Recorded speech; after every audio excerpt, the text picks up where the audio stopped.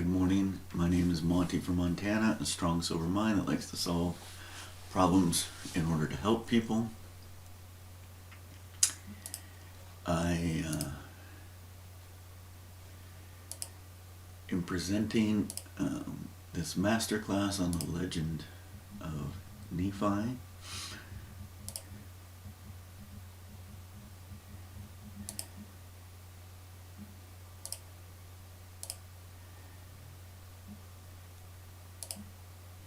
And for whatever reason, I'm getting up early. My spiritual name is Nephi John at this moment.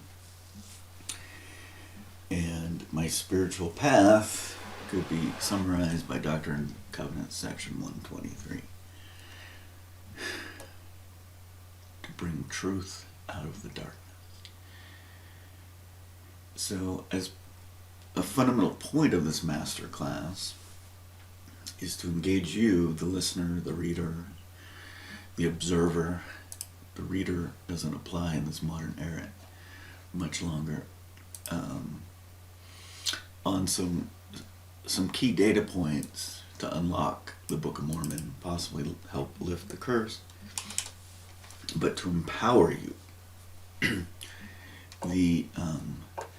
The concept of synergy helped a certain man make a lot of money, and some people would equate that with priestcraft, where he sold the truths of heaven for money. But the concept of synergy rings true with us. It aligns with the markers that we have. And there's a larger picture, a different masterclass called Restoring Mormon Lore, that I don't know exactly when I'll develop that. There's some markers here, and I'm going to talk about some of those because we're going to talk about destruction events. So these videos I've made in the past, there's some clues to what they are in GitHub. The videos I made, I don't plan on publishing, but there's enough here for you to figure out things. So let's roll through this as we talk today about America. Cloud forests in Ecuador. Ecuador is just south of so many of these Mayan ruins, and Peru is nearby, which has a different class of ruins. So this whole little statement about concrete or cement and how something to do with trees in the south. And I think part of it is they had to bring trees into the south to build this geopolymer brick system that you make a brick, you stamp it down, you let it dry, and it turns into something that looks like stone. So if you want to drill a hole in that brick when it's still in clay form, you stick a stick in there, like a dowel, you pull it out before it dries, or you leave it in there. Maybe it was like a coat rack or something. You leave it in there, but by the time we see it in modern day, that wooden component is gone.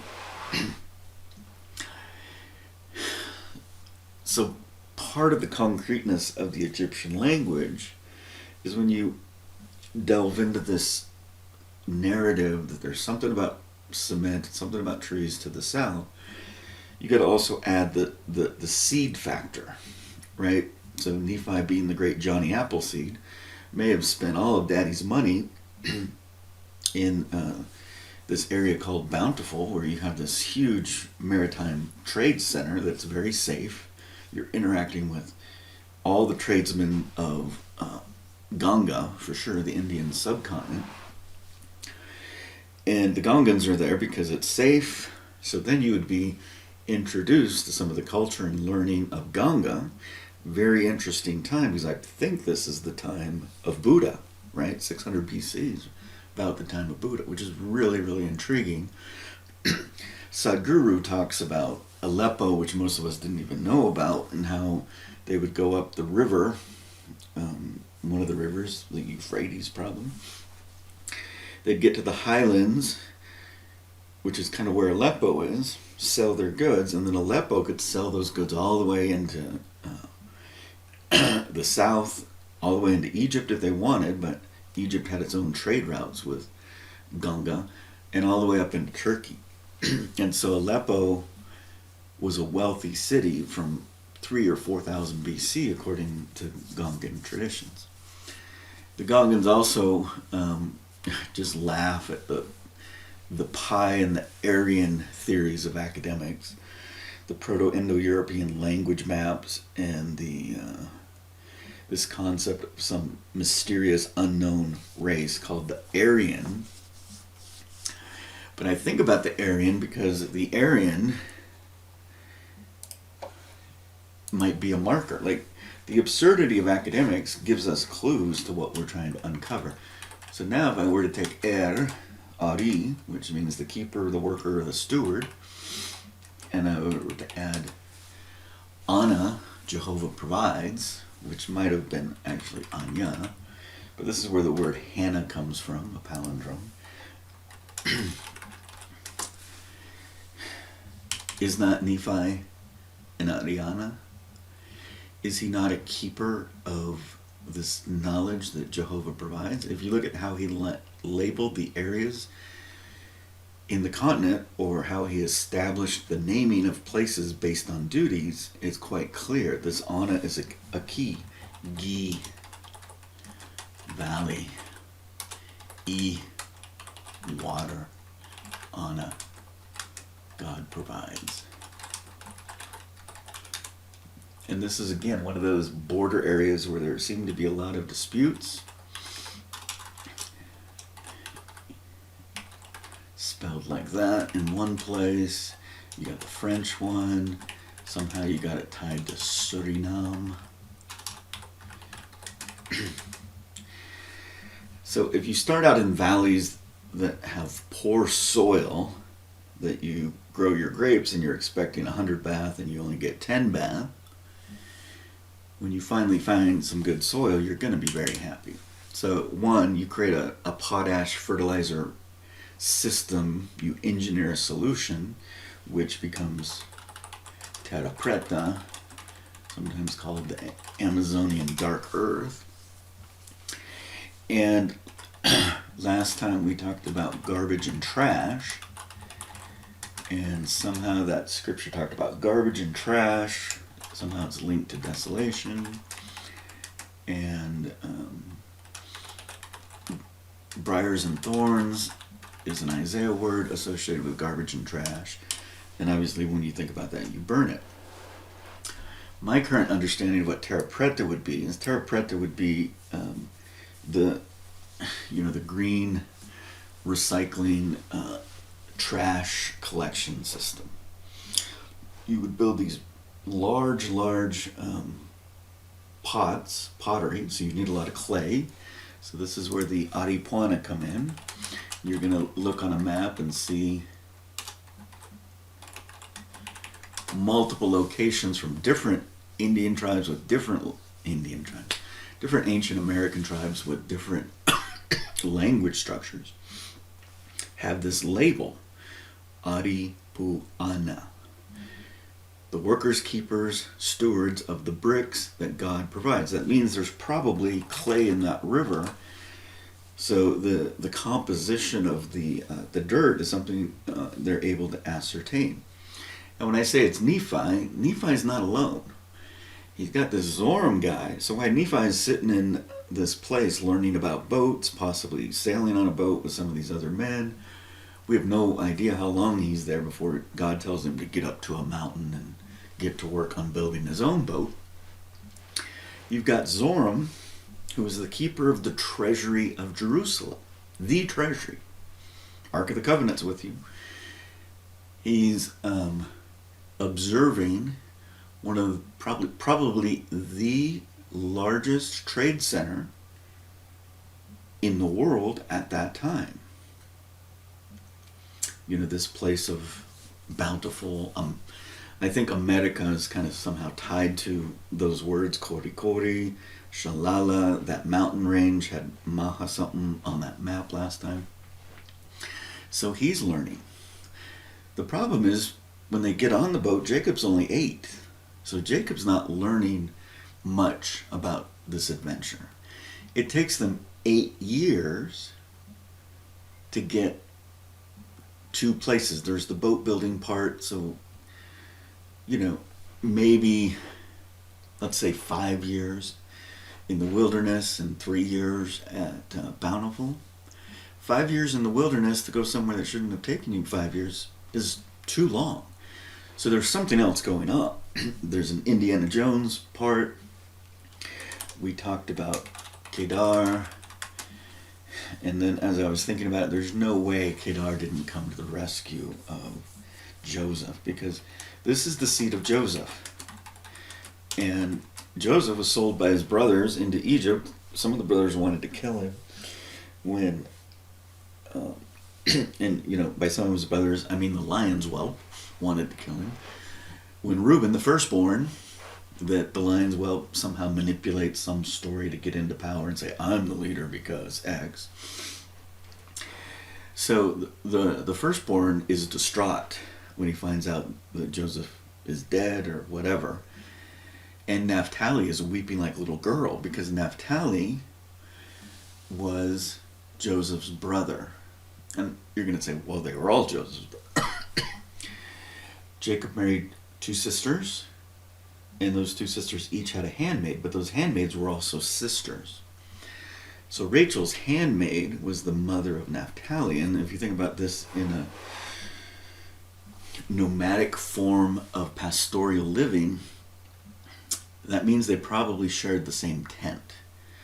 So when I say Joseph and Naphtali were brothers, they were brothers. They were in the same tent, growing up with their 2 moms, hanging out. Leah and the other sister were in another tent doing their thing. And as we get involved with this, Kedar, the sons of Ishmael, were likely the ones that bought Joseph and sent him into Egypt and sold him as a slave, so you could somehow manipulate that. No, they saved Joseph so he could continue his journey. This is what older brothers do. One rendering says it was the Ishmaelites, another rendering says it's the Midianites. Both are children of Abraham. Joseph is one of the sons of Abraham. Abraham has 8 sons. Why don't you know this? So some people complain, why don't we know that the word Nephi appears in the apocryphal text that the Catholics would have? Because these are all clues. So is his name Naphtali or Naphtali? There's a debate among evangelicals and Catholics over just that. They don't know what that vowel is. So when I'm talking about Joseph and his brother Naphtali in Genesis 49 is given the blessing that he will be leaping around the mountains like an ibex, I think is the animal that would be in that region that would be similar to that. And then we have the story of Nephi always going to the tops of mountains, always hunting on his own, bringing back food for the family. And Nephi is clearly a one of these I'm going to call them the Shazer words. So Nephi in Hebrew is about good, or in Egyptian is NFR, about good. There's something about wind in your sails, the breath of the sails. So Nephi is one of those words that have multiple meanings. With Moroni, I've kind of been back and forth. Does it mean this or that? The Moroni one seems to demonstrate the super words that have juxtaposition.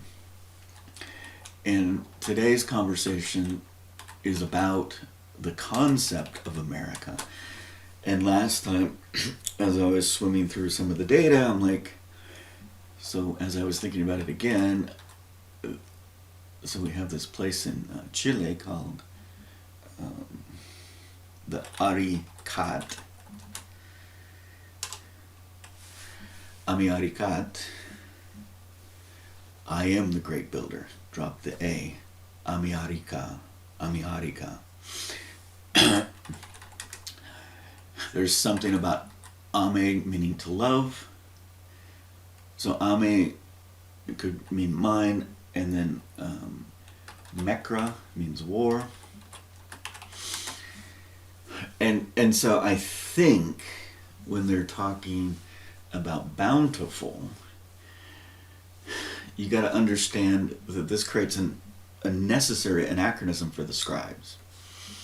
And I think that's one of the learning lessons about what an anachronism is.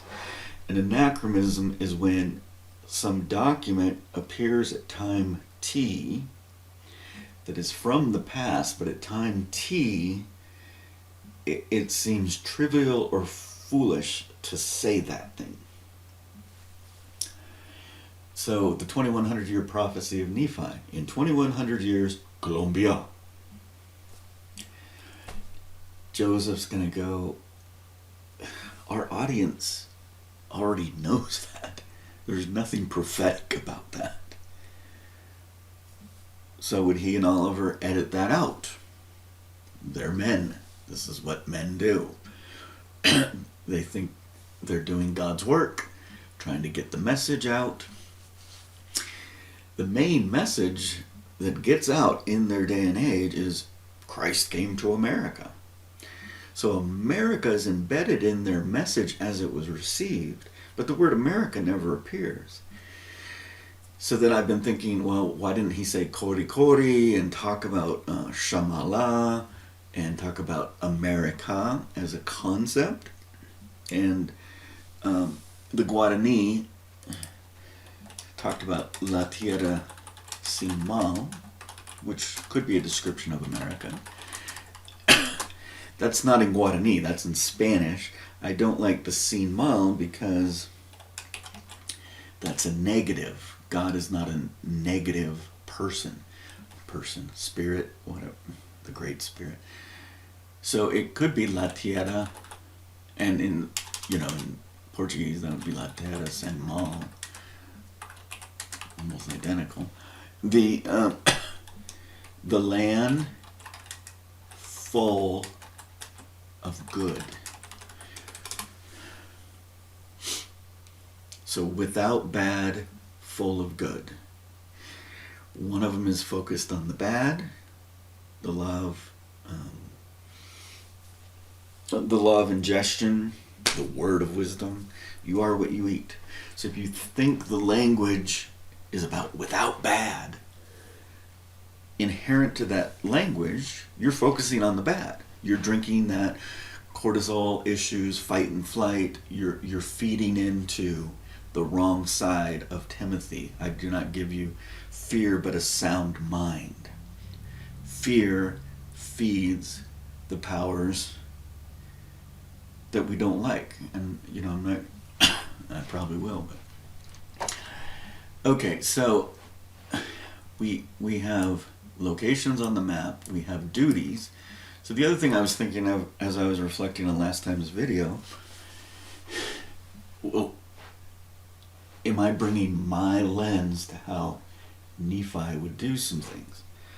So one of the anachronisms that we get in scribal processes is this condescension, egotistical reflection of the scribe.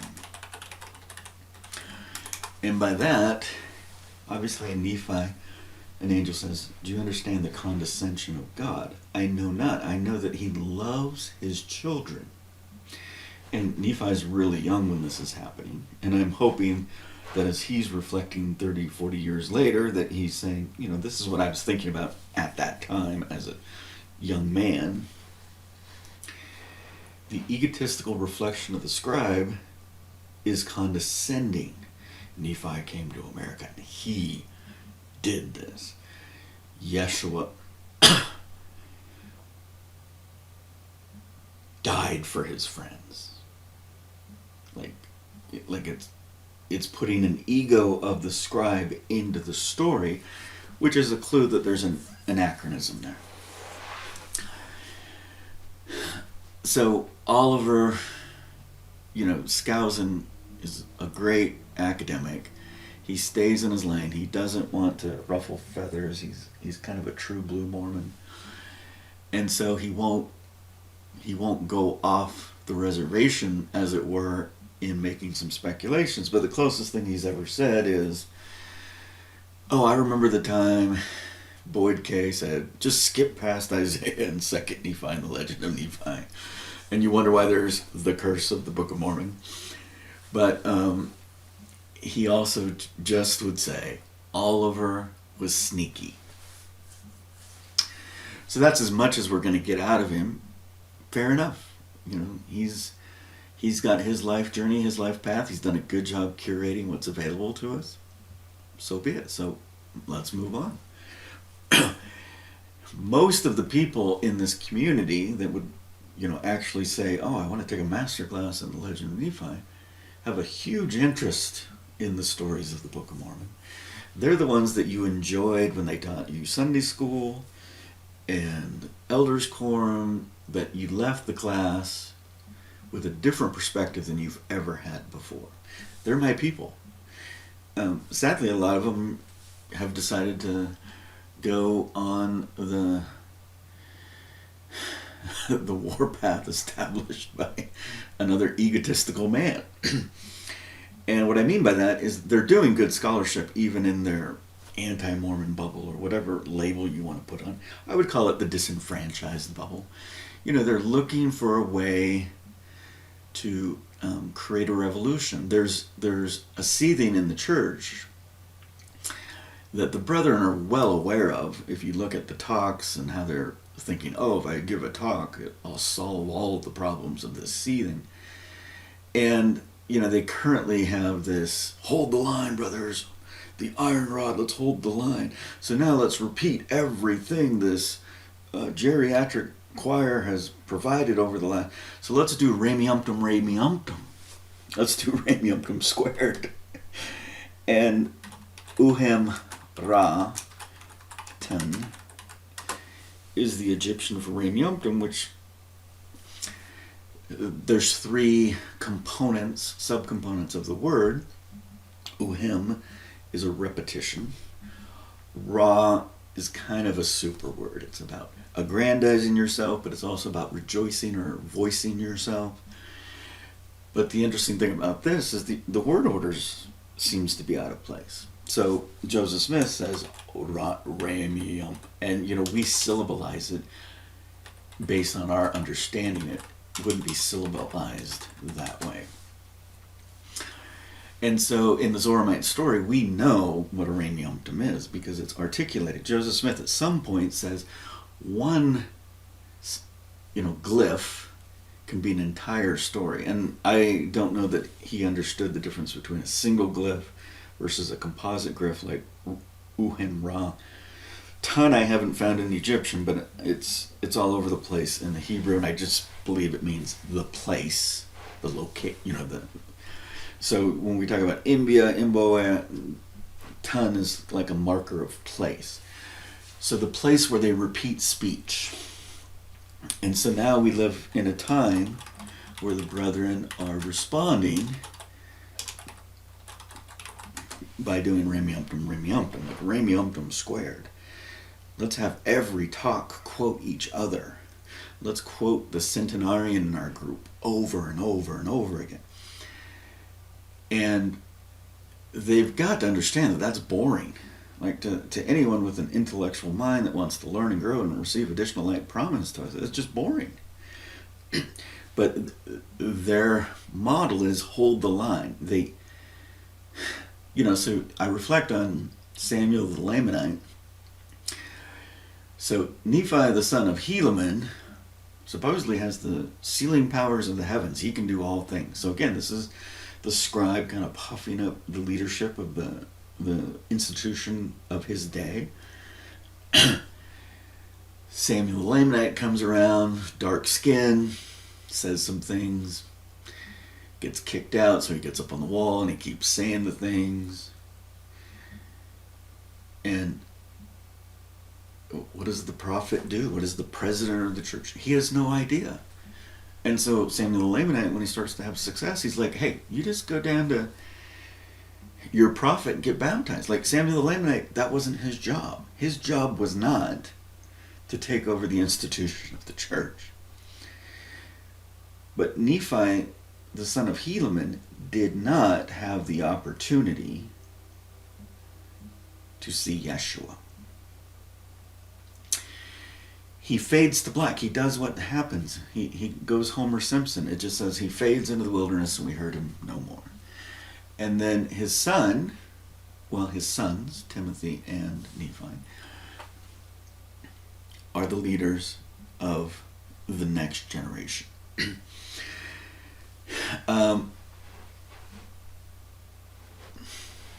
But you need to understand there was also this significant bloodline connection.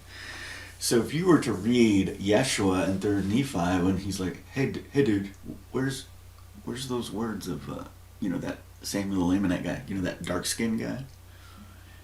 And then, apply like the Samuel Jackson filter where his nostrils flare and he's using some language that would make your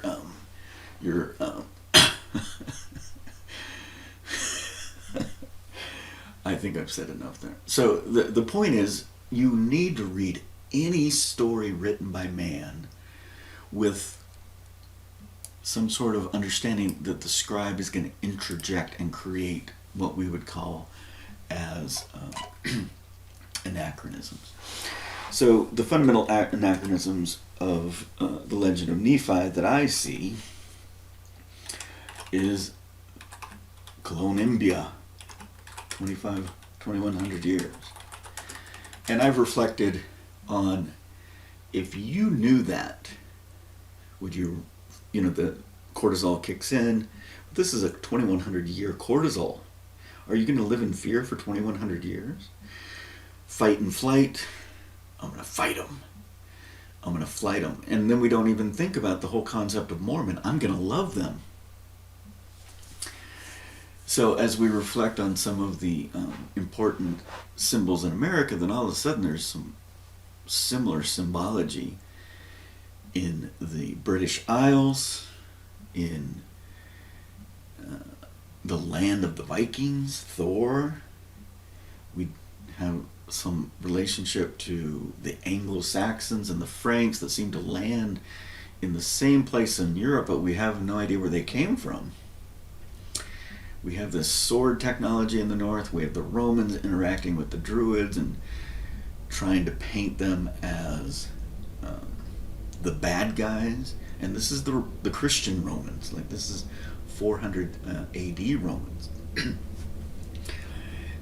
You've got Stonehenge. Was it actually a Stonehenge? Stonehenge was a pile of rubble until the 1950s when the British decided to monumentalize it, and they got bulldozers out and they put the stones back upright and they said this is how it used to be.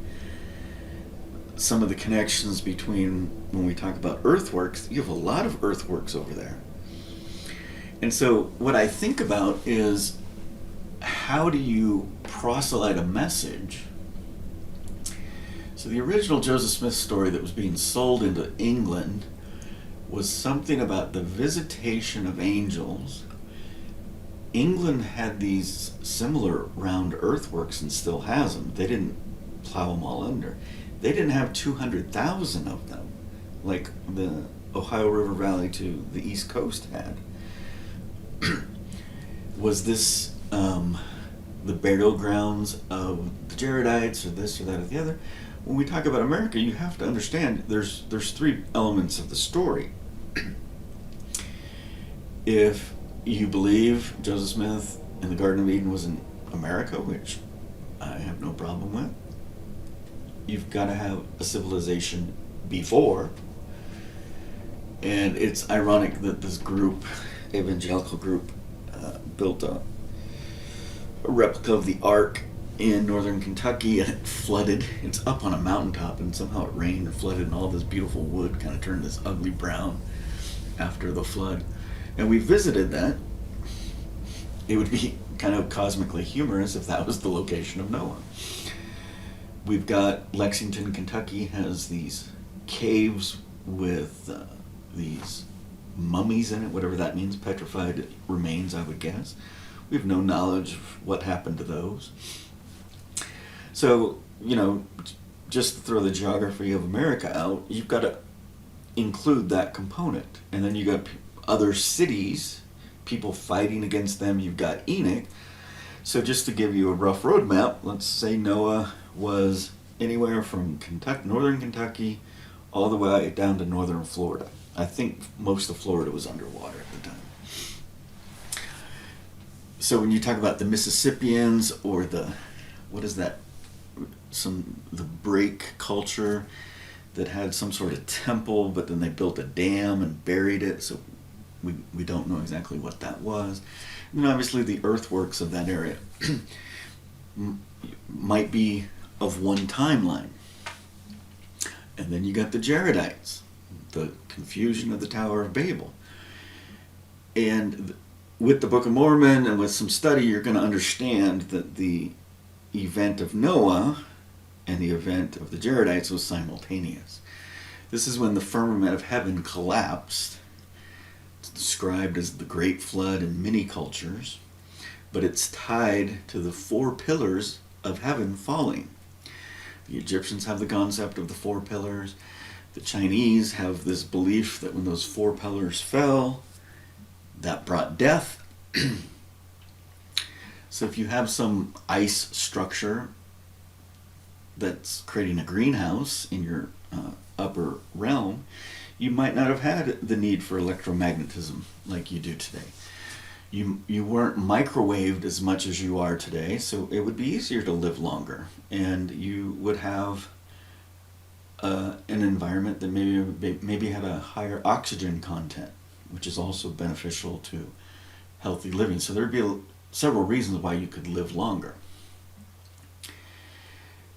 And when you watch some of these YouTube videos about, academics saying, oh, people couldn't live 900 years. But then in the same breath, they're saying, well, people are making up timelines all the time. There's clues in that discussion.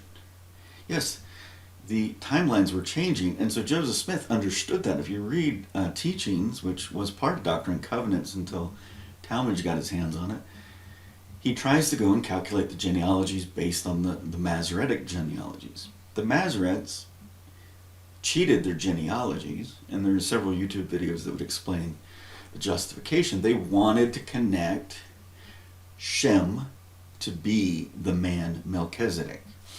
And they did so because they wanted to not only have monotheism, but they wanted to have what is called monogenesis.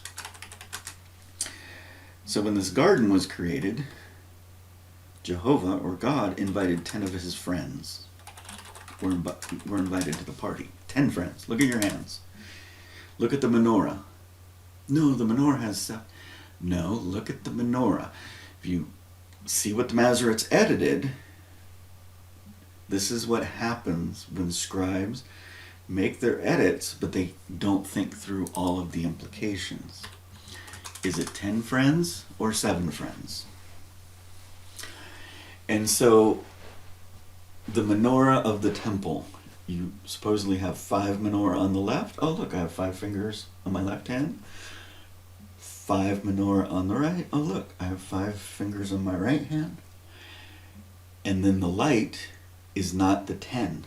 It comes from outside the 10. But then there's other places that it talks about the individual menorah, which represents a tree, only has 7. But if you look at the oldest versions, maybe 10, maybe 3, etc., etc. So there was some clear manipulation of 10. I don't understand why that manipulation occurred, but it has to do with the cover-up of the Messiah death event. I don't know what the detail would be. So the Egyptians had 36 decans, and every 10 days, a certain star segment would appear in the heavens. But you can also understand this was at a time when there were exactly 360 days in a year and 30 days in a month. So everything was aligned. we're going to get into the 600-year prophecy stuff, maybe. We'll see where this is going. And now we don't have 360 days in a year, and so the archaeologists and everyone's like, oh, they must have been really dumb. They couldn't figure out exactly when the equinox was. It takes 10 minutes to figure out when the equinox.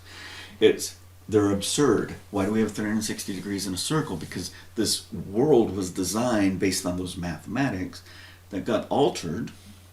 The days got extended because of some sort of chaos. And the chaos is related to the numbers 7 and 8. In Russian, that would be Sem and Vosem. I don't know. They have so many B's, it might be Bosem. I don't know. It is Boga Sem, where Boga is God. So now we have an oath, Sem, and the God oath, the Boga Sem. How many days was it before you presented your child to the temple before Jehovah? 8 days. How old were you supposed to be when you got baptized? 8 years old. I wonder if Jacob was baptized there in Bountiful, because we knew he was born at Shazer. When you have a child and it's a male, how many days do you have to wait before a woman can get on the road again and be clean? 40 days. 8, 5 times. If it's a female child, you have to wait 80 days.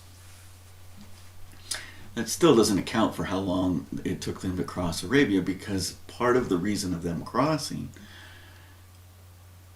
was to proselytize, to learn how to proselytize, and to receive an education from the firstborn of Ishmael. So Ishmael was, let's say, 18 when Isaac was 5. And they were playing together, and Isaac's mom's like, I don't like that they're playing together. I don't want my white boy to be hanging around with this black boy. You need to send them away. And she was the one that gave him permission to have this child. I don't think he went behind her back and later asked for permission. I have great honor and respect for Abraham. So Ishmael is the firstborn. Abraham's weeping, gives them a bottle of water and wishes them on their way. They get to a place, an angel appears, gives them some water and saves them. And so begins the journey and life of the firstborn. Oh no, she wasn't the what do they call that? The royal consort, just a concubine. The issue of Ishmael doesn't count. Okay, you can create your stories to determine your king rulership power systems, but that's just your creation. The phallus of Abraham went into a woman. He planted a seed. It brought forth fruit. It was his first fruit of the tree. Don't tell Dallin Alma 42 is about sex. He might lose it. So now we have 2 times that Ishmael, the older brother, saves Joseph, the younger brother. And I mean Joseph. Joseph was part of this other branch. The problem with this entire metaphor is it's a patriarchal metaphor. You know, who was it that gave that nice talk on the vision of the tree of life and the tie? Do you understand the condescension of God and the tie to the tree of life? The tree of life is attached to the umbilical cord of a mother. You could physically see it with any animal. A child is born, there's some cord attached. That woman came from another woman at some point. Yeshua teaches us marriage is the function of disconnecting from the family tree of our birth and connecting to the family tree of those with which we would create children. So Abraham connected to 3 family trees. We always talk about it as the patriarch, the sons of Abraham, that it's some patriarchal, but the sons of Abraham are always clustered, as you can see, into the mothers. Ishmael was the firstborn. Hagar, I think. Then we have Isaac. Abraham and Isaac. And then Isaac, and then the mother of Isaac finally dies. Likely Abraham's cousin, literal cousin, but cousin from a different woman's tree, not a cousin within his tree. And that's very important. So in Europe, they kind of talk about, all these cousins are marrying, there might be some sort of diseases. If you understand the tree of life to be a woman, then you can understand the boundaries of that tree. Genesis 39:9, how can I do this great wickedness and sin against God? The mother of his children has a mother who wants to engage in sexual activity with him.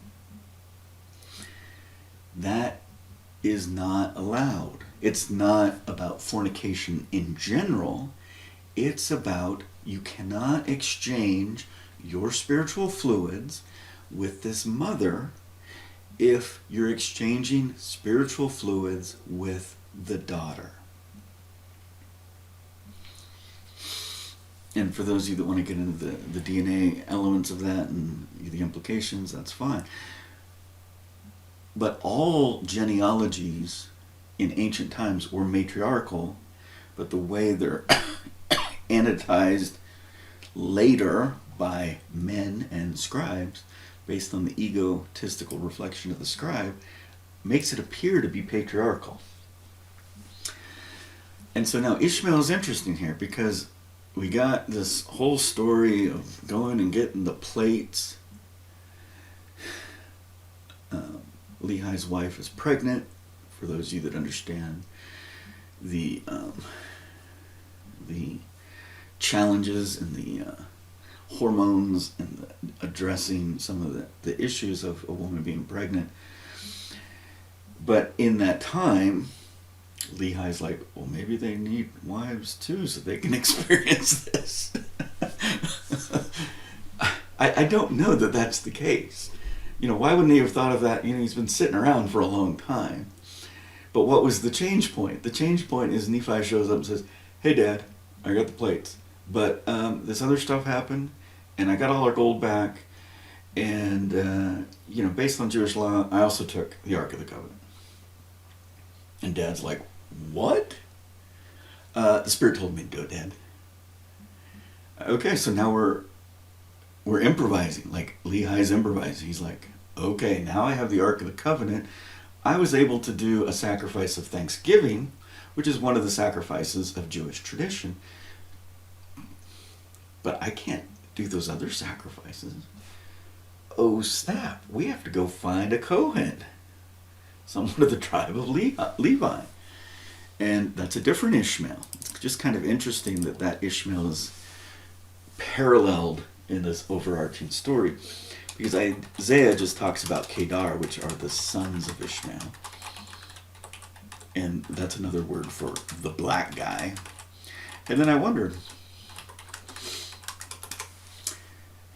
would Nephi be like, oh, thanks for teaching us all that. See you guys later. Or would he be like, hey, dude, any of you, my cousins here want to go to a new world and, check out some new stuff?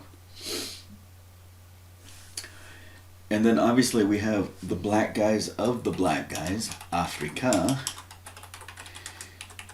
And Africa, when you go back to this creation story, was the best friend.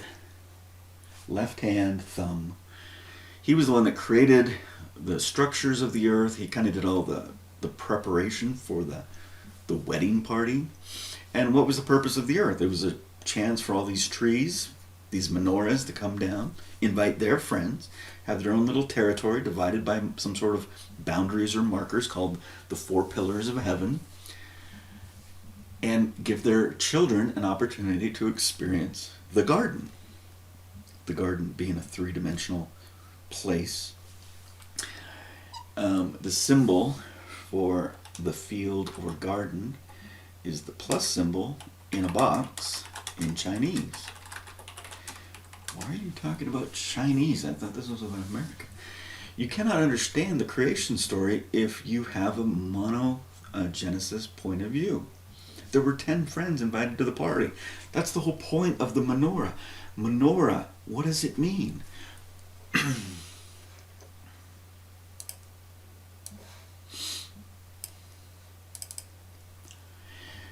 So there was some clear editing, and this was me piecing together some logic of what I was hearing in this John Hamer talk on Moses to some of the things I said the other day. But sometimes when you say it, you're like later, why did those words come to me, and what does that mean?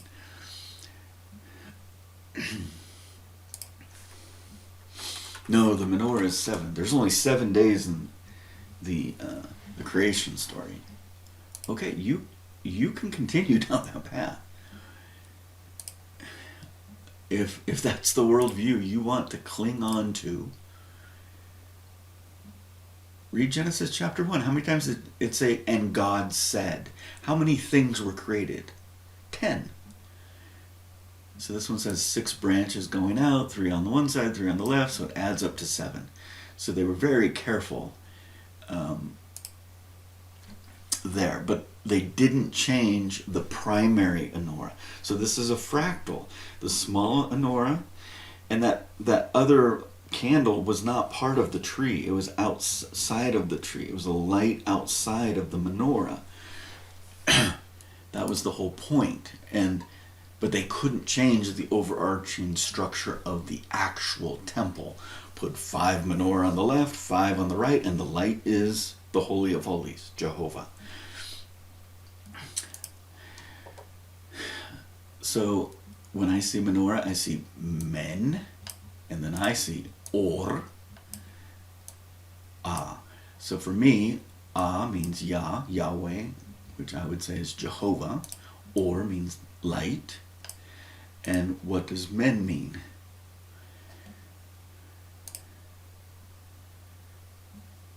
Manor, beam. So when we get back to more men, we have the men sound there. And then all of a sudden it flips over from N to M, and then sometimes they switch. So I found another one in one of these.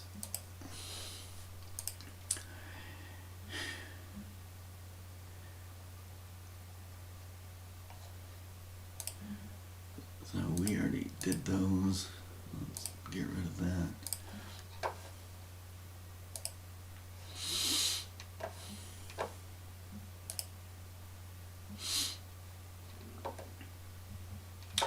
The menorah, the beam that shines upon the light. So the number 5 seems to be an important number. And in the Chinese, if I put the plus sign in a box, it means garden. But the original oracle bones, it was a plus sign in a circle. But over time, as the scribes tried to simplify their scripting, they made it into a box. It means field or garden. And there's a whole can of worms there. I'm not going to open all of that can of worms today.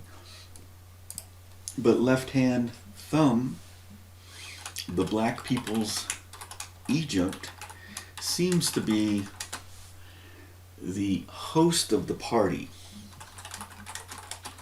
And we have this bridegroom party, whatever. And the king of righteousness, that seems to be the master host, has a gift for having a big heart. Melchizedek, Melech, Sadek, Melech the king, Sadek, righteousness, or goodness, or straightness. Now, look how the Mormon culture has created humor for the cosmos. So we have the first friend invited to the party, the left thumb, big guy. Spiritual, left side is the spiritual side. He is invited to the party. He sets up and hosts the party. And in our traditions, he has become the last. And then Brigham goes so far as to say, the black guy cannot have the Melchizedek priesthood. The heavens laugh at this because the heavens include our children. And they're like, oh, look what Daddy just did. We gave him this clue and he just went completely backwards. Okay, so that would be the left hand, the big thumb, the spiritual thumb. What would the right thumb be? I'm going to call it Ganga. So there's some argument about the Indus Valley versus Tamil. I think Tamil was actually, if you look at the language, actually likely started in Ganga. So what is the right thumb all about? So if the left thumb's about all things spiritual in the heart, the right thing's going to be all things temporal. And guess what? Egypt is part of Joseph's training. Nephi gets to interact with Ganga. The great merchants, the ones that know how to build steel like no other. And so the education of the travels through Arabia were important. One, they interacted with Ishmael. Ishmael was 18 years old when he was sent away. So what does that tell you? Abraham taught Ishmael the way of family and life in the tent nomadic tradition. And this would be explained as a man has his own tent, each woman has their own tent, and marital congress is an invitation into the woman's tent. There's some sort of puberty exchange, which in the Jewish tradition happens at the age of 12 or 13. It's called the bar mitzvah for men. It's called the bath mitzvah for the women. And the other day I was talking about the House of Virgins and some of the other stuff, and I was thinking, where did that come from? This is one of the reasons they spent so much time in the Arabian Peninsula, is they were learning about family life before all of the Egyptian influence and before all of this influence of Jerusalem in this other system. Abraham taught Ishmael whatever he taught him, because Ishmael was 18, he's already 6 years into puberty, so he had already received an education from his father. So Nephi's interacting with Kedar, the sons of Ishmael, who have these traditions of their father Ishmael. And this is pre-Muhammad, and don't get me wrong, Muhammad's in the top 10 in the Judeo-Christian tradition of players. Because even though there was a lot of war and a lot of whatever, he had a vision at the mountain of mountains. Mountain mispronounced as Mount Horeb in the translations of the scribe. So there's some sexual things that we have a hard time talking about, ironically, that was likely very commonly taught about. And so at the age of puberty, it seems like the girls would go to the house of the virgins. They would leave their mother's house. And the boys would also leave their mother's house and hang out with dad and the guys. And independently, in both of those locations, there was some sort of sexual education going on. And Mormons don't like to think about these words, but take the time to look up Master Mehen in Hebrew or Greek or Egyptian. And then the other one that you don't want to look up is Master Bari. And in Ishmaelite times, this may have had the word joking. And that's been bastardized in modern internet, and it's really been dumbified. But what I'm saying is there was some sort of sexual education that the father taught his son about how they had to prepare to please and satisfy their spouse in the marital chamber when they have marital congress.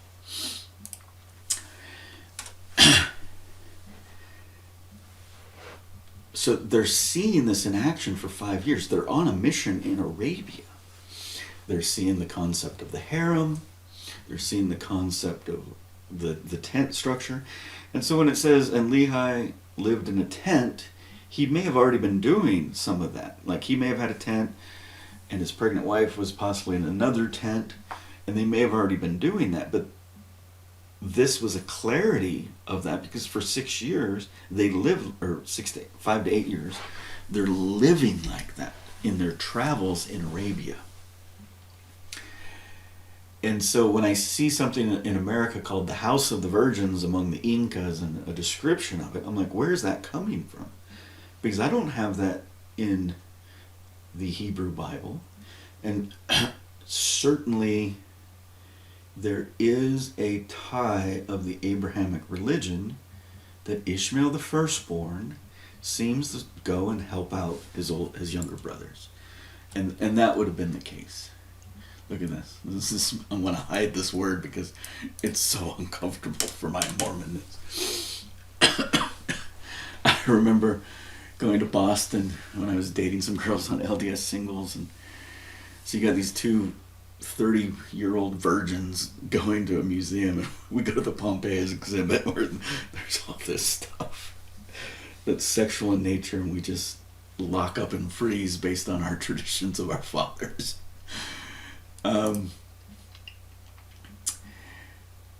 Okay, so this is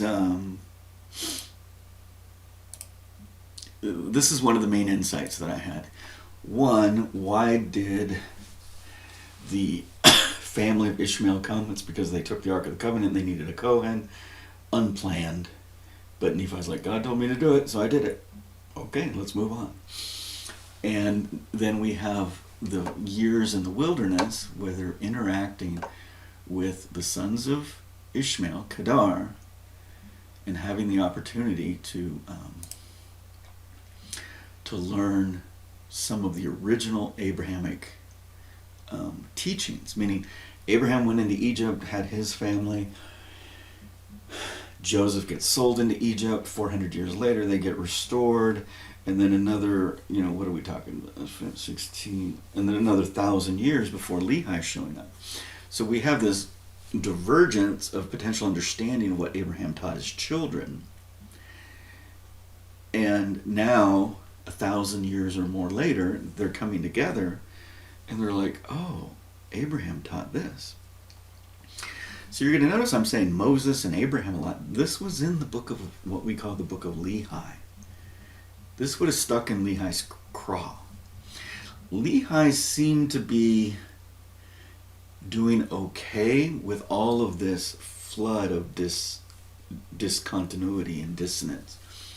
So he had a worldview that gets shattered, and then he's traveling through Arabia, gets shattered again, then he gets to America and it gets shattered again.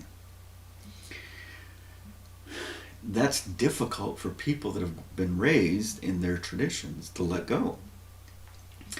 Can you imagine Dallin H. Oaks giving a talk saying, I apologize for being a lawyer. I wanted to make a lot of money to have a hot girl. Can you imagine Russell doing the same thing? It's not doable. So why worry about it? It's just not possible.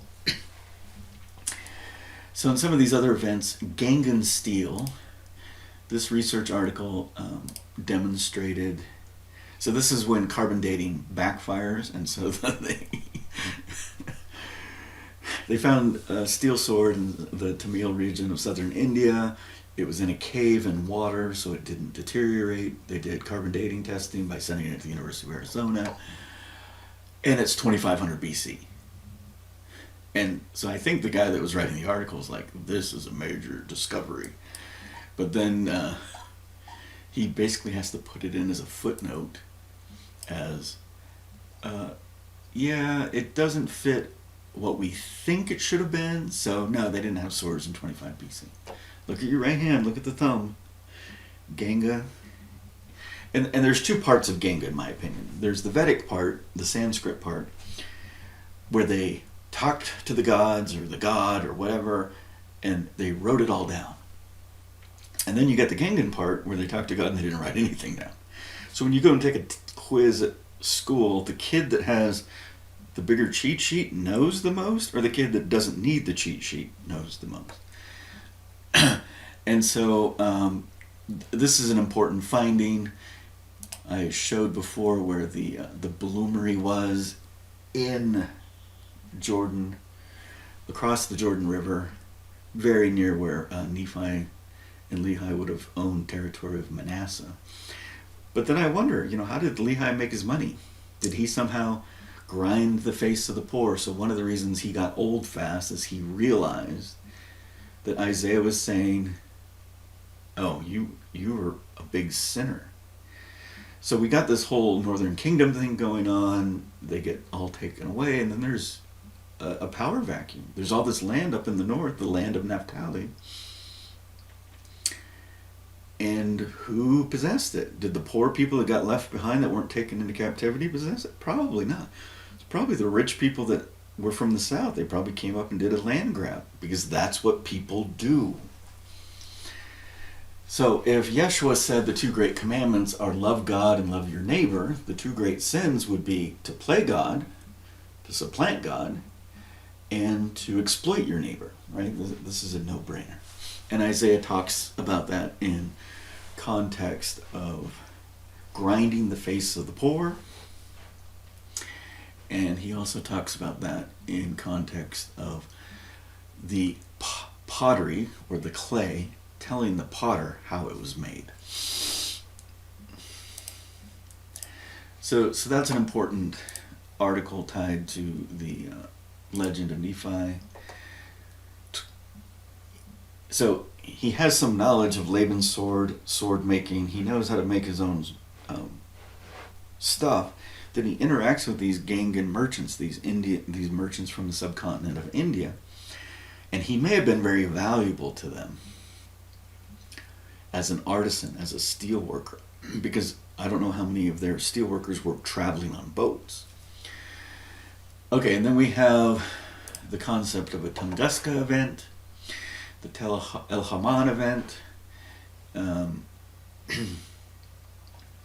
So the Tel El Haman event was likely the Sodom and Gomorrah event that the cities burned. Sodom and Gomorrah were along the place we today call the Dead Sea, which has a high salt content.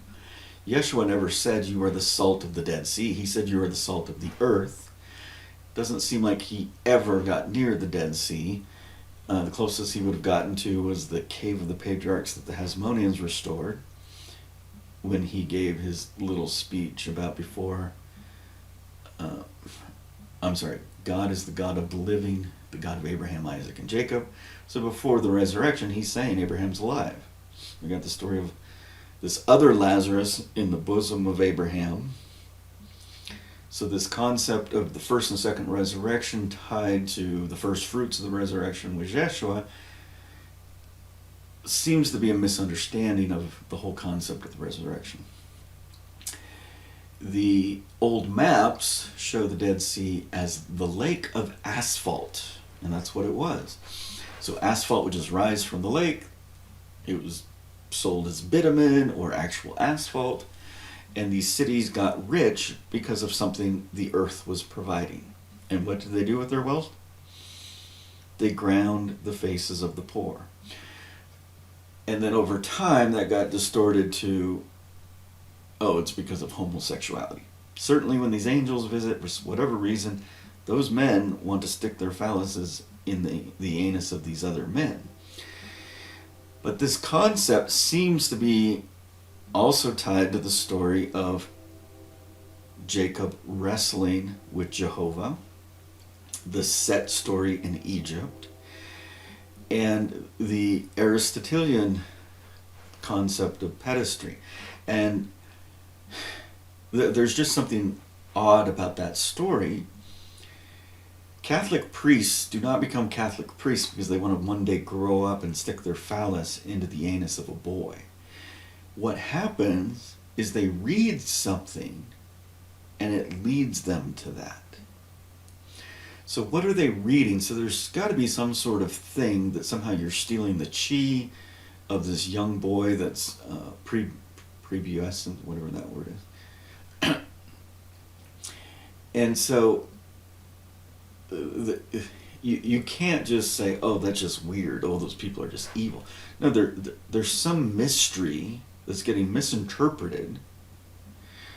And then let me say, I'm not defending either thing, because I believe in one of the fundamental teachings that we get out of the Pearl of Great Price, out of Abraham, is the greatest gift we were given in the garden was our agency. I'm saying there's two great sins. If you're grinding the face of the poor or you're calling yourself God, those are the sins. I'm done. I don't need 10 commandments or 613 commandments. So if you want to explore your sexuality in whatever way you want, I think that was why we were brought to this earth. It was a chance for trees to live lives. One part of living lives is to procreate.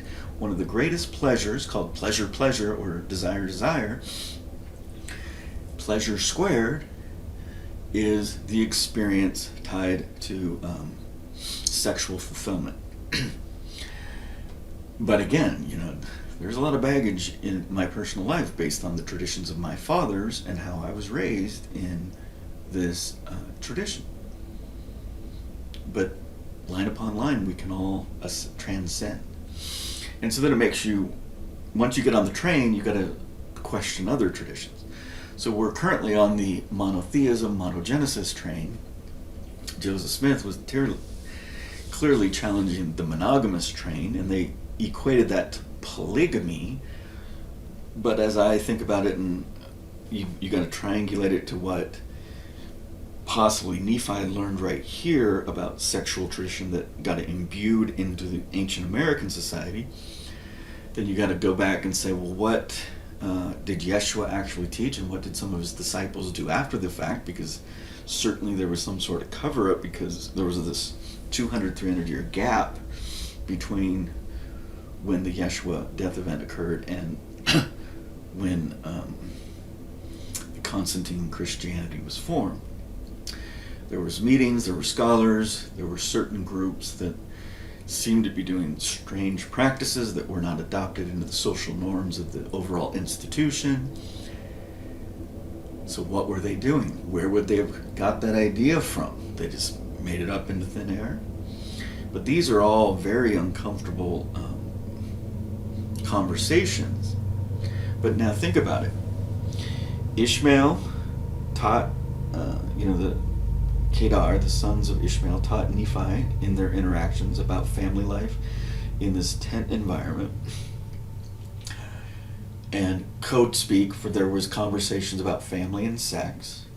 Nephi gets to America, implements it, and we have an archaeological record of some of that, the House of Virgins being an example. We have places in Europe that seem to follow some of those same traditions, so there seems to be some connection from this people that has the ability to travel by boat to go to Northern Europe. And so again, when I say the legend of Nephi is legend, take whatever you think you know, multiply it by 10.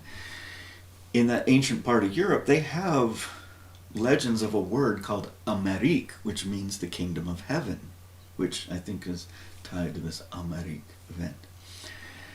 So anyway, the the Tunguska air burst event. Tunguska is a place in Russia. There was an air burst event where some sort of Imboa Elohim, some sort of thing, whether it was an asteroid or a comet or something, from the heavens, from space, entered the atmosphere but exploded before it hit the ground. And then this is called an airburst event, or I call it the Tunguska airburst event. Happened in 1908 in a really remote area of Russia. You had eyewitnesses that told stories of blue flames, of not being able to start fires, all sorts of things. An airburst event is equivalent to maybe 10 Hiroshima bombs. So the nuclear weapons we have today are much bigger than Hiroshima, but they're significant Hiroshima bombs. All of carbon dating starts at 1950, because in 1950 we had the atolls and some of these other bomb experiments in, I think it was in both the South Pacific and other places, and they say you can't use carbon dating after because all of our assumptions about the consistency of the atmosphere of carbon-13 in the atmosphere is invalid, so this radioisotopic dating mechanism is flawed, blah, blah, blah, blah, blah. Okay, what about the Tunguska Earth event that happened, let's say, 1800 BC? Does your model account for that? Does the radioisotopes, are they localized or not? So with the Tunguska event, some people studied the internal tree rings local there in Tunguska and compared them to like in Japan. And they were actually saying, does Brownian motion actually work? Does it actually disturb the entire atmosphere? And then you have to think about, well, how many of these events have occurred in the history of mankind? How would that influence any carbon dating system? So the Gangan story, Gangan Steel one is important because they send it off, do the test, and they're like, we don't like the answer, forget it. There's some scientists, one guy that does this forbidden archaeology thing where he would say, send coal to these tests. And coal is supposed to be what's called zero carbon or neutral carbon. But it's not supposed to have any isotopic carbon because it's just so old. But these modern tests show that it has. And so maybe it's not old because this forbidden archaeology guy who has a Gangan Indian belief system that the Gangans have been living on this earth for millions of years. I have no problem with that worldview because they're a different tree. I'm not that tree. So you invite 10 trees, and then the pinnacle of your creation is not called a tree, it's called a vine. Isaiah chapter 5. Let me sing you the song of the vineyard. My beloved planted a vine in a forest. And now I will sing to my beloved a song of my beloved. That's kind of weird, but that's actually, he had a vineyard in a very fruitful hill, which I'm equating with in a forest with other trees. So a vine is not a tree. My choicest vine. How can you have a choicest vine if there's only one? Monogenesis. The tower had a job to do. Your job was to be a watchtower. Jehovah's Witnesses got that one right. Wine press might have been the cherub, the single cherub. So these might have been the two cherubs, but they had different jobs. One was the watcher, and one was the guardian. The guardian, I believe, is deaf. I wanted my vine to bring forth grapes, produce fruit, have sex, but it brought forth the fox grape, the wild grape. So if you look that up, it's sometimes called the fox grape. Oh, verse 3, no, this isn't about multi-genesis, or polygenesis. This is just about the men of Judah. Look, verse 3. Okay, read Numbers 33. Read the Dead Sea Scroll. It's not hard to change Ben El, the sons of God, to Ben Israel, or Ben Huda, the son of Israel or Judah. Now this is a nice scripture because Jacob has his entire life to try to understand what the heck Nephi's doing. You know, Jacob's young when Nephi's making some of his major life choices. Jacob is clearly the royal son. He was born in a royal place. And he's the one that really promotes this. We got to preserve the true, perfect bloodline. So we got kind of the Moroni Mormon story kind of being the last of the Mohican story. And some people may have made that connection that somehow that's where Joseph came up with this. Is he unlearned, or is he the most creative writer of all times to be able to put together all these stories? You can't have it both ways. But what's interesting about that story is Moroni might have been a virgin when he was dying, because he was choosing not to marry the brown children. And, you know, that could have been based on his understanding of Deuteronomy or Exodus 19 about a peculiar nation. So there was clearly this group among the people that really wanted to preserve the perfect bloodline for whatever reason. So in the Guarani dictionary, one of the meanings of Moroni is the virtuous or virgin man. Another one is a brave or proud warrior. So why would they have that belief? What were they anchoring to? They were anchoring to the philosophies of men as they understood the scriptures, and that was their choice. So Moroni, apparently there were no more white girls that had perfect stock. You know, so all of these stories with the Lamanites is they kept coming and stealing our virgins. And then like the example of the Caribs with the Taínos would say, yeah, they came and stole our virgins. And then the mothers taught the Caribs to speak our language, right? Like the culture didn't change.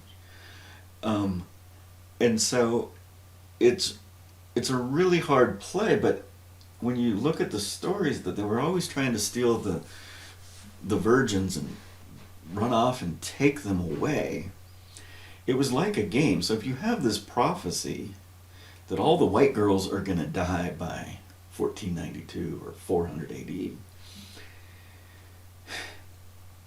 and you're competitive, one set of brothers is going to try to make sure that doesn't happen, and the other set of brothers is going to try to make sure that does happen.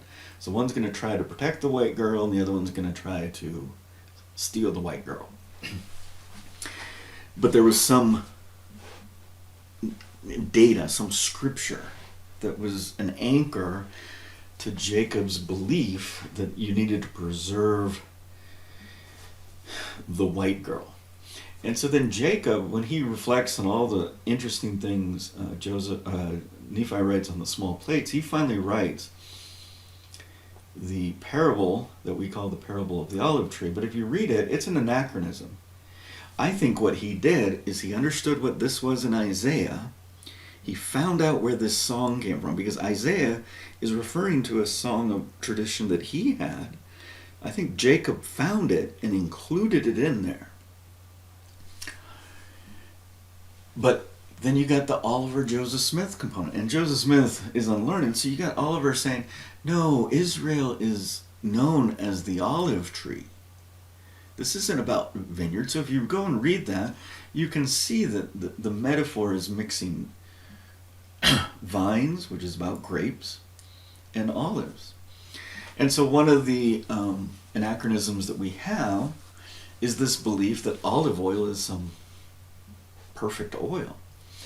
So in the Dead Sea, there was an article published like, we found this balsam oil out of the Dead Sea. So we got all these scripts in the Dead Sea, we got all this other stuff in the Dead Sea. Something really bad happened in Jerusalem. And it seemed like they took whatever they could gather after that destruction, and they took it to Qumran.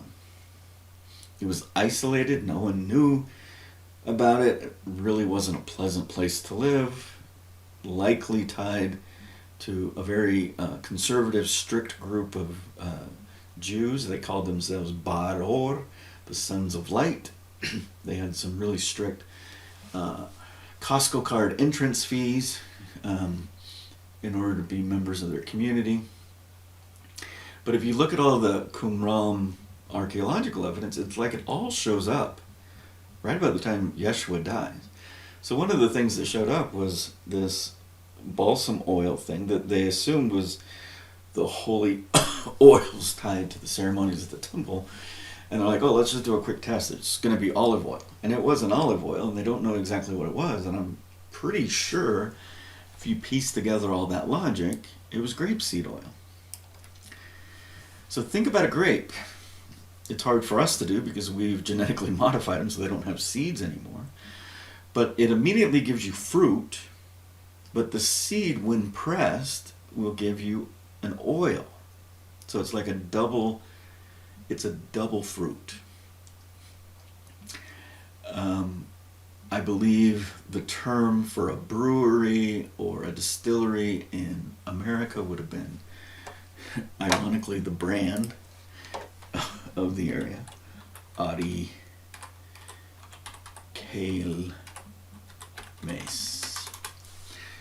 I think in Egyptian, Kel is vineyard or something. So that might have been the place of the vineyard. And so, did Jacob, in his scribal translations, make that change to mix the metaphor of grafting grapes, which is a well-known thing even today, versus this strange thing about a tree of olives? Or was that the Oliver imputation? Now, we just got to throw the baby out with the water. No, it's an education for us, but also for the heavens. Like, oh, look how they change truth based on their worldviews at the time. It's a huge educational opportunity for the watchers that are watching our game. And so when I was working on the Legend of Nephi, I stopped. I thought, oh, maybe I should go into Jacob. We do get a little bit of insight into Jacob in 2 Nephi 9. And what this demonstrates is Jacob was living in his little echo chamber while Nephi was out doing his proselytizing. And finally he's like, come on, Jacob, come with me. Jacob, why don't you give one of the, like the junior companion thing, why don't you give one of these lectures? So Jacob gets all nervous, and then he goes off, whoa, under the larf, you shall be cussed on. And Nephi's like, hold on, let's take a break for the day. And the second day, Jacob tones it down a little bit. He talks more about love and not fire and brimstone. So they had very different worldviews. The moment Nephi dies, all of a sudden Jacob's given this lecture about don't have cuñadismo, don't have all these wives. So it seems like Nephi was old enough, but also young enough in his journeys to be able to accept all this new information he was receiving and implement it. Whereas Lehi was just like getting overwhelmed, but he was just kind of rolling with it. But, every time he sees Petra, he has a dream about the great and spacious building. He sees America. He has all these dreams about the Garden of Eden and naked people run. Like, this is TMI, like information processing overload. So then you got Jacob that's only 8 years old when they're getting on the boat. And he's labeled the golden child. And maybe part of the reason for his bloodline, or the bloodline belief, is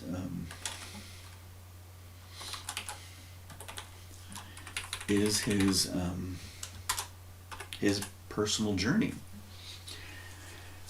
So I've thought a little bit more about it. So you have this 2100 year prophecy. In 2100 years, America is going to change from this good America to this America that loves war. And then we have this whole thing about liberated Gentiles coming and finding the land of their inheritance. And I'm just like, wow, that just sounds like American exceptionalism from the 1800s. And it probably was. So, 2nd Nephi 2 is similar to this. There was probably a longer blessing for each of the sons. So if you'd want to see a longer version, read the Great Chiasmus that is Alma 36. Judah is a lion's whelp, whereas Dan is the lion. How can you give a blessing and give two sons the same thing? Does it say? So the Danites, so Dan somewhere else is the lion, and here he's supposedly the serpent. The Danites were a group possibly tied to the whittling whistlers, probably more loyal to Brigham than Joseph, even though Porter Rockwell would have done anything for Joseph.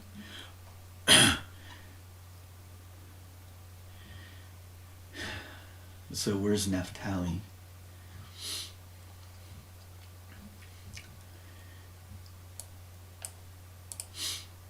Right before Joseph. A hind, I believe, is an ibex. Ayala.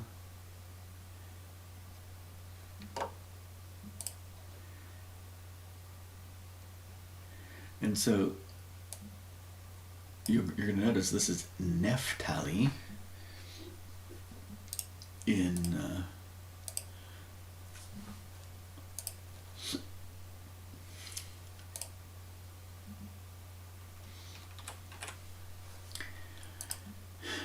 so it's always useful to triangulate. The problem with the Google Translate is they have a good idea that it's coming from a scripture, like they're just doing a conceptual search, and I don't know how you didn't know that was Greek. They just added Guarani.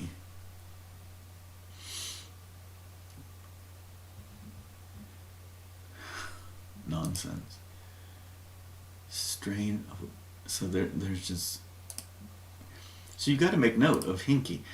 So this doesn't say this at all. It says Joseph, the sons will be fruitful, have lots of children.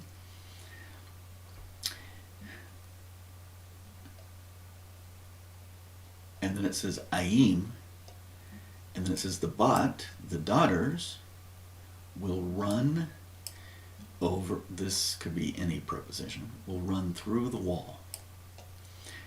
And the wall is where Mount Horeb, the mountain of mountains, is. It's a collection of mountains.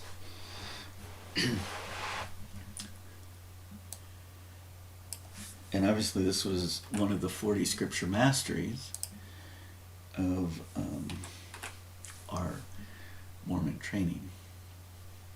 What?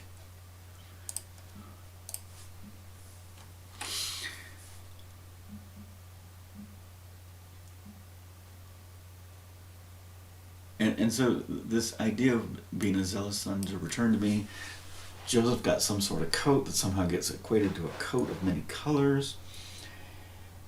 It says his father faints in heart when he finds out he's dead. So likely Jacob had this vision or this spiritual belief that Joseph was going to be a great, great person, but then he's dead. So he faints in his heart. And then when he finds out that Joseph is alive, it's unbelievable, but he's had to live in agony of God promised me X and I got not X for so many years that it forever changed him. And, you know, I think that's just a life lesson for that man. Jacob was a trickster. His mom was a trickster. Joel on his Magic Blue Box, Joel Osteen, really emphasizes that in some of his lectures. So anyway, there's an airburst event. The best archaeology is the soil samples. This is a soil sample actually coming out of the Dead Sea. They gather like 30 meters of it, examine it. It won't lie because you can't fudge that data. So ice core samples, lake samples. There was another study that used a similar lake sample to estimate that 31 AD there was an earthquake in the Dead Sea. This one is saying there was this huge airburst event that was like a nuclear bomb going off in the sky. And they want to place it between 1600 and 1800 BC, which seems to fit most traditional stuff. When I hear dates, I just go, yeah, plus or minus a big number of years. Like, I'm not married. The dating system is hugely important. But let's say there's been 100 of these events in the history of the world. Would that make all carbon dating, which supposedly is accurate from 1950 back 50,000 years, under or over report the estimated date? Or is carbon dating just a fluke based on the Gingan steel of 2500 BC? There's no way they could have had swords in 2500 BC. Well, if you read the scriptural traditions of the people of Ganga, absolutely they could. And then the cloud forest goes back to the cement of Titicaca that we talked about before. Maybe all these Mayan civilizations. So it says that because there's so much fog and cloud, they did something to an area of land that was kind of up on a hilltop and turned it into a farm, and they grew corn there. And then for whatever reason, they abandoned the field, possibly tied to this Colon-mbia 2100 year prophecy. And then flowers grew, and then the jungle grew. So it kind of explains how the jungle that we perceive as Ecuador can eventually overcome. He did like a 3-meter core sample, and this is the people that did the other airburst event. They knew core sample technology. This author, this is probably his first and only publication. He probably barely understood what he was doing, and he had like 1 to 3 meters of a core sample, but he only reported the data on the first part. So if you're going to tell me that at some point they were growing corn, wouldn't you want to go down deeper in the core sample and tell me when it started and what was before the corn? And he didn't do that. And he might have had the depth to do that, but that's just the nature of academia. People want to get published, want to get tenured, and move on. So these are some nice data points tied to the concept of Nephi in America. I have no idea what some of this was. Yeah, so if you're going to talk about the legend of Nephi, you have to understand this. Joseph begins and repairs to purify the temple. The book of the law is found.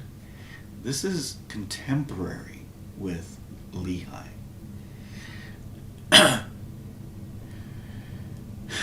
So this could have been the prophecy of Zenos and Zenock, where the Messiah death event was prophesied.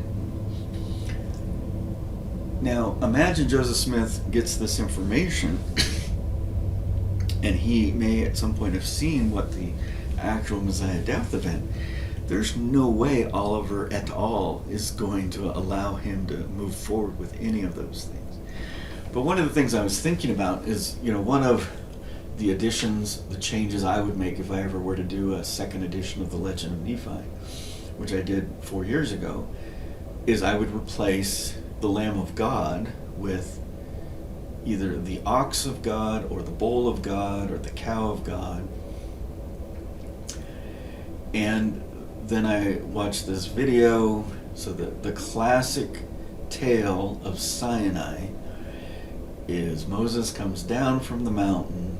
The people have created a golden calf, and he gets angry and he smashes them because look how idolatrous you are.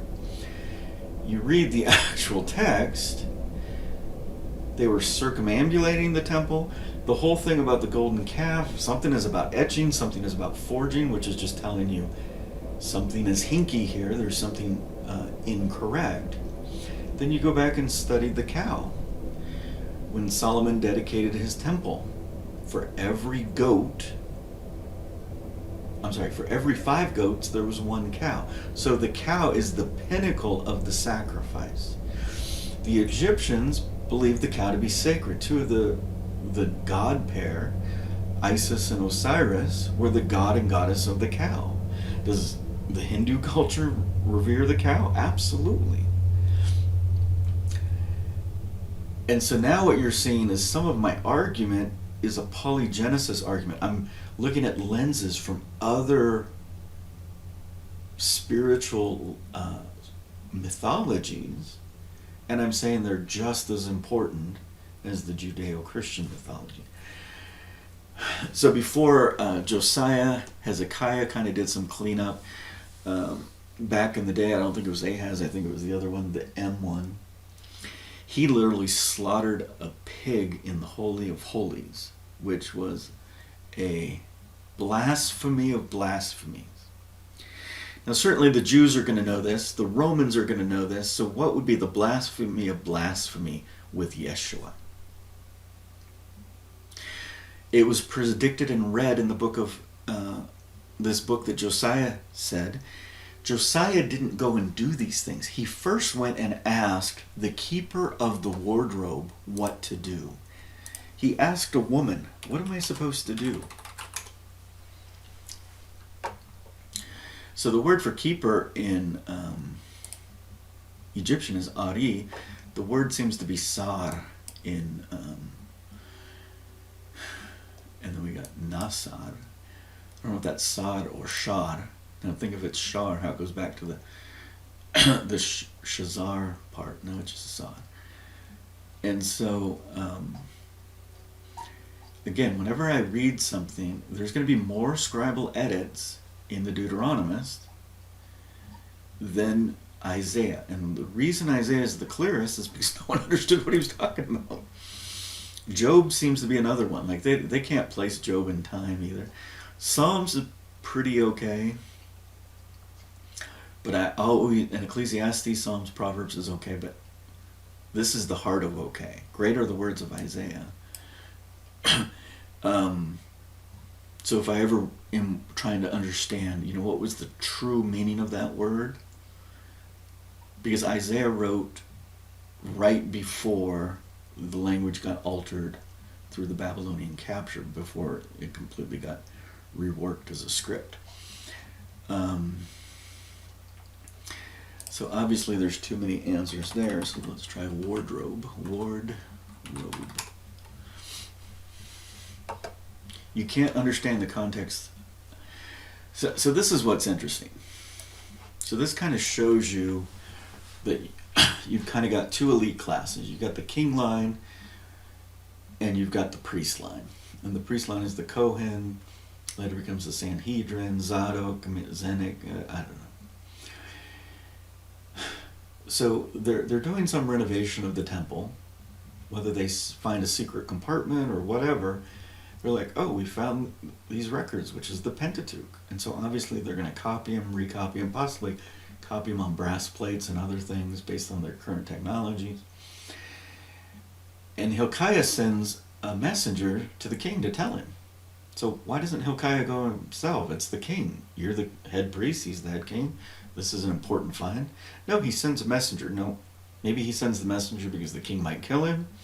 Maybe he sends a messenger because he thinks he's above the king.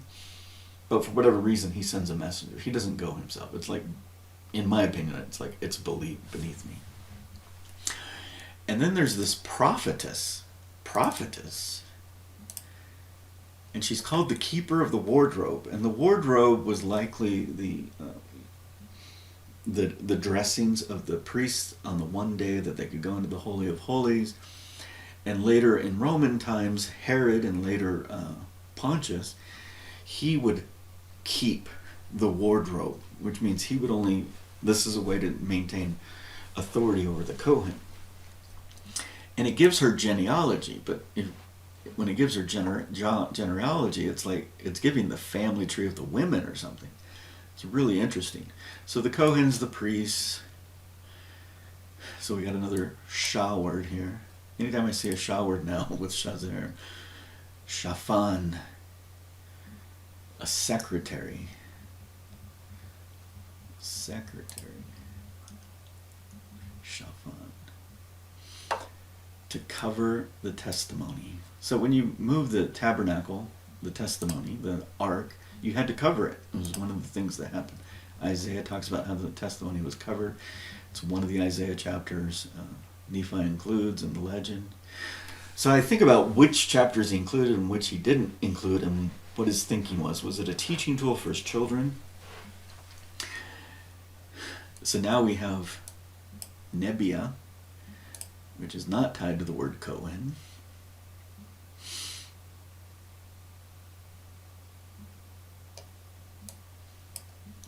The wife of Isaiah.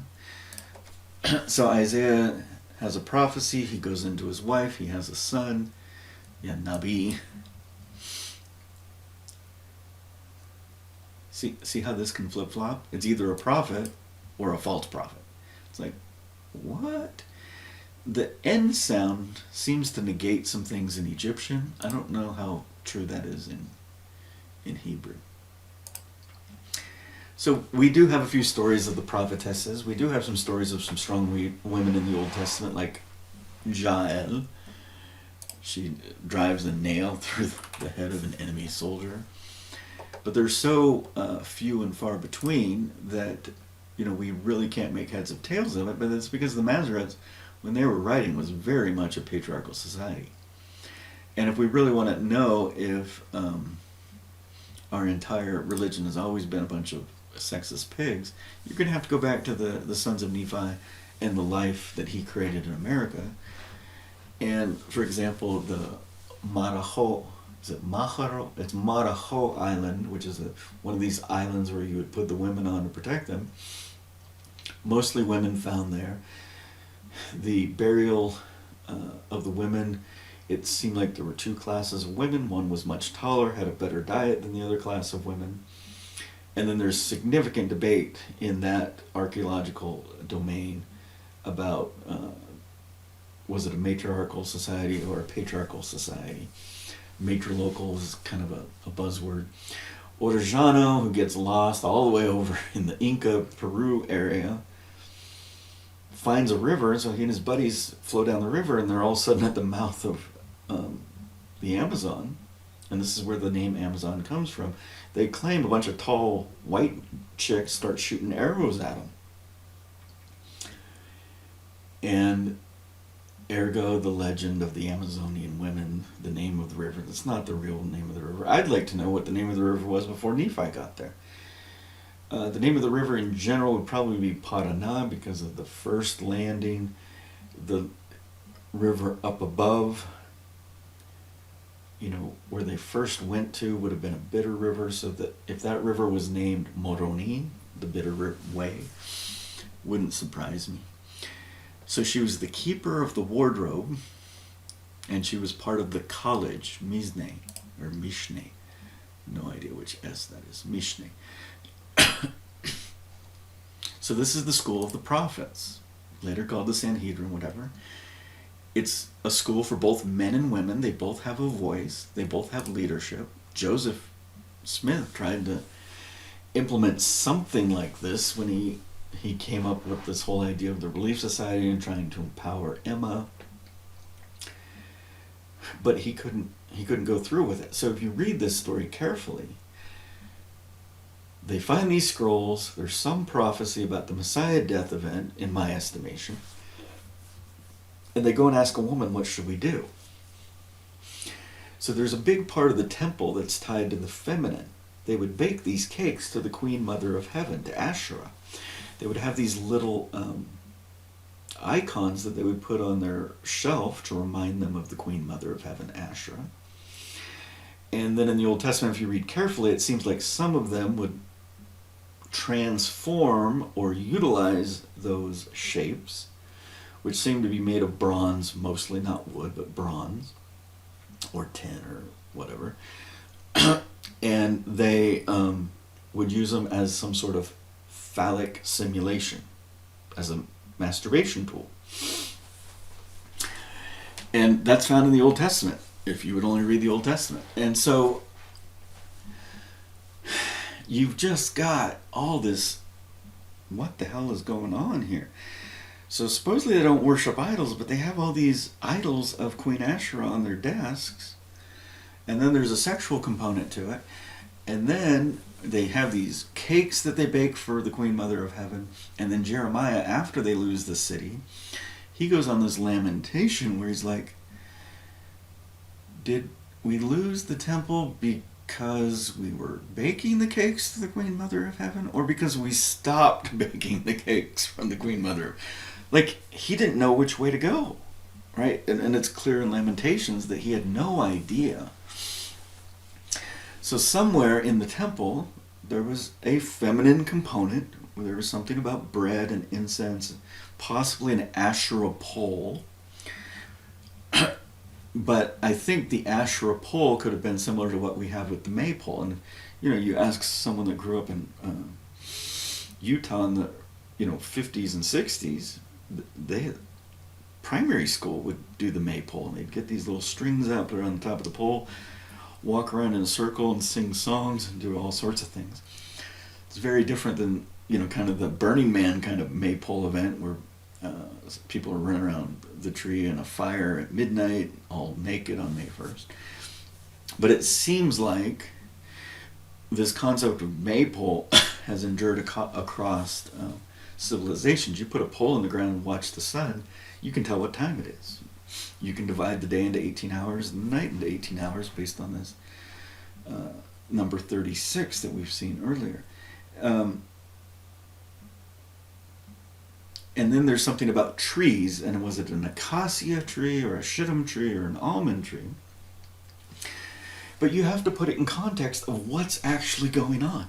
You got this assembly line of a slaughterhouse, you got a barbecue, you got all of this heat and fire, it's hot out, there's the sun out, so what are you going to do? You're going to plant a tree so there's shade there. And then we have this story of, whether it was John the Baptist's father or someone else, where a priest was getting slaughtered on the altar of the temple. And where does that mythology come from? So anyway, she's given this data, and it seems like she makes the decision. So they read something, which I'm proposing is about the Messiah death event, which is highly edited by the Masoretes after the event, because they were likely deeply involved, so they want to kind of cover up their involvement. So they kind of want to cover up the concept of the ox being a potential shepherd of the sheep. So you could have your son watch the sheep all night, or the shepherds watch the sheep all night, or you could have Ferdinand the cow watch the sheep all night. So if a lion, or there's so many wild animals in that time period, the spotted leopard or the hyena or whatever comes and wants to eat your sheep, they have to take out the cow first. And they may kill the cow. But in doing so, it's going to exhaust a lot of energy, and they're not going to be able to kill all the little lambs. So the metaphor of the cow is significant in most of the religions of the world, not just the Hebrew. But then it makes sense why they would completely modify the Moses story around the Mount of Mountains, because they need to kind of erase this cow component. They, for some reason, need to erase the number 10 component, and I haven't figured that one out yet. Like, why is it so important to erase the number 10 in association with the death of Yeshua? And so you need to understand these scribes have intention. The Masoretes, 1000 AD, the Jewish faith is fading to black. The language is disappearing like the Latin language did. The Romans, who were also bad actors at the Messiah death event, they made the best play, if you think playing and politics and all that's useful, by actually embracing Christianity, and therefore controlling Christianity, and therefore minimizing whatever they did that was so bad. So then that goes back to the importance of the legend of Nephi, this prophecy regarding Zenock and Zenos, and the implications it has. This is not an anachronism in the Book of Mormon, this is a reason. So Joseph once said, Joseph Smith, and you could say the Book of Mormon, you could say the Legend of Nephi, and this ties in to the concept of America, the purpose of anachronisms. So let's just put on the historicity archaeology hat. If I can demonstrate the historicity of Nephi, I have just demonstrated the historicity of all Judeo-Christian tradition.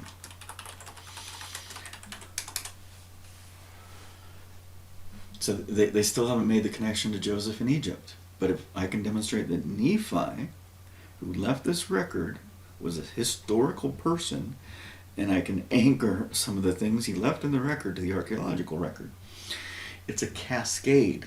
It's a chain of events, a bunch of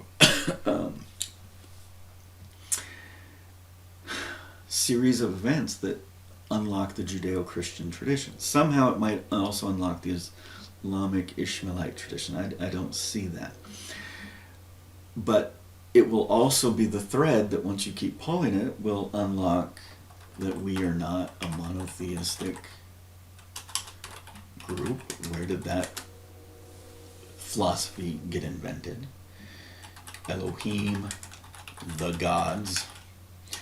How can you have the Most High God if all of their elements are not false gods, but just non-existing gods? How can you have councils in heaven? And then obviously it fundamentally boils down to this concept of, do you believe in God? I know not what you mean. I believe in a great spirit. Well, this great spirit happens to be God. Ammon with the Lamanite king. Was it Lamoni? Lamoni. And then Lamoni, belonging to Lamon. And so our conception of God is clarified in the Pearl of Great Price. All the spirits line up, and I am greater than them all. So God is claiming that he's of a similar class as we are, the class of spirit, but he is of an elevated class. He has more light knowledge, he has more intelligence, he has more glory, whatever, however you want to frame that. All of those concepts are coming from Joseph Smith. What else did we learn from Abraham? And the gods waited until they were obeyed, and in that day I gave agency to man in the garden. Those are clearly related. Our current timeline is frustrating many of us because of the choices and significant events that have altered and delayed the timeline. Jehovah wins. That's the final outcome.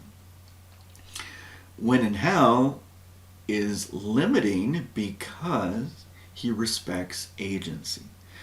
So when you talk about the ruach, the spirit that makes your nose flare, some people would call it anger, but I would call it a gift of God. What fires me up is when someone tries to impose their agency upon me or to make a claim that I'm supposed to do something because I'm supposed to do it. That's just so contrary to my being, which just tells me that that element of Abraham just resonates significantly with me.